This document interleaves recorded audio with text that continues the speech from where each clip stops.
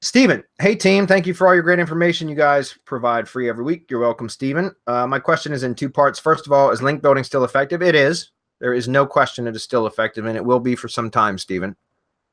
How often and in what quantity should we be getting link building for our networks and press releases? Well, that depends on each project, each keyword, really, what it is you're trying to do. It's how often is really going to be determined based upon competition levels, as well as many other variables like the age of the site, that kind of stuff.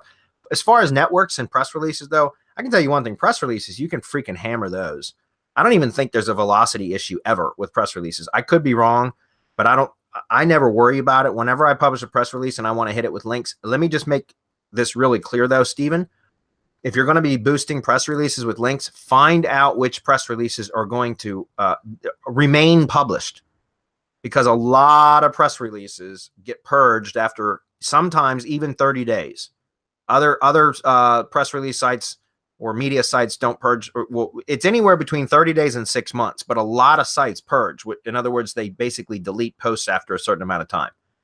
And so if you do a ton of link building to a press release that's going to be purged at some point, then you've basically thrown money away. It may give you a temporary boost, but and I know this for 100% fact, because I've been testing press releases and using that as my sole link building method for multiple lead gen projects over the last several months, guys, like going on 7 months now.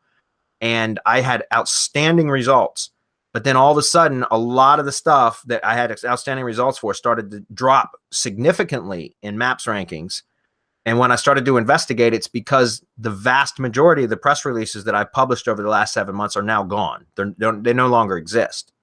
And so my point is, it's either something for press releases that you have to continue doing regularly, which is a great thing, guys, if you're providing these services to clients, because you can sell clients on, we need to publish these regularly, like 1 or 2 press releases per month, whatever you can sell them on, guys. It now becomes a recurring service that you sell, instead of just, hey, every now and then we'll do a press release. No, we should be doing a press release once per month at least for every single client.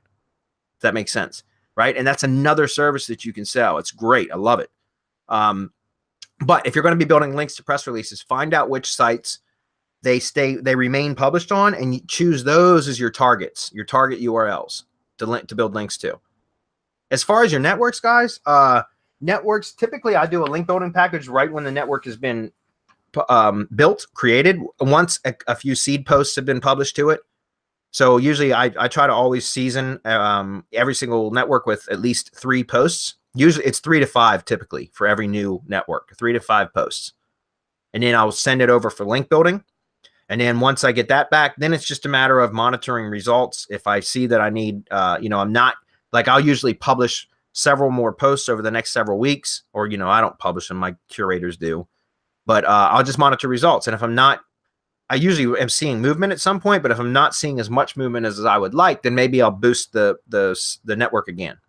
But instead of just always building links to the network, I might do a drive stack instead. You know what I mean? Like, not might, I typically always do a drive stack too. But my point is, it's not always just about the link building, guys. That you can, because remember, once you have a drive stack, then you can boost the drive stack with links, right?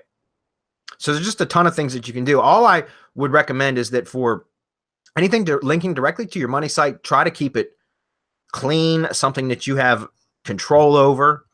Branded properties, those are that you should make those your priority stuff that you can brand and then link to your site, and then you can do your link building to those, your tier 1 stuff. Okay, good question though. Any Roman, do you have any recommendations on that? Is Roman still here? Yeah, he is, but he's I think he's muted. Wait, there we go. Sorry about that. In terms of link building still being effective, that question correct? Yep. Yeah, so in terms of link building being effective, it's going to be a long while for it not to be. It's just you have to understand what's going on with it and how things are being reduced and reweighted and what's going on with that. So links are here to stay because they're part of the base algorithm. That Google can't just change the core fundamental of how it works overnight. Not without upsetting the entire world and everyone else. So link building is definitely here to stay for a while.